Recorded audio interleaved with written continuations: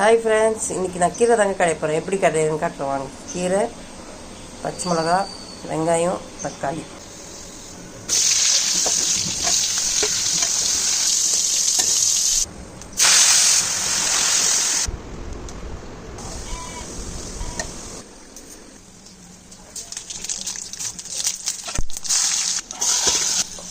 ரொம்ப திக்காக இருக்கணும் சொல்கிறவங்களுக்கு மிக்ஸி கழுவணும் பார்த்திங்களா, அந்த தண்ணியை நல்லா ஊற்றி கொதிக்க வச்சு அதில் ஊற்றிக்கலாம்.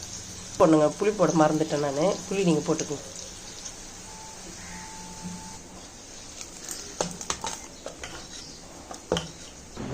அவ்வளோதான் ஃப்ரெண்ட்ஸ், சமைச்சு முடிச்சாச்சு. ஒரு வாட்டி இந்த மாதிரி கீரை ட்ரை பண்ணி பாருங்க, சூப்பராக இருக்குங்க இந்த கீரை.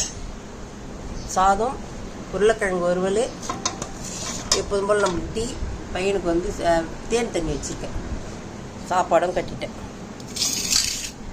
இந்த வீடியோ பிடிச்சிருந்ததுன்னா லைக் பண்ணுங்கள். பாய்.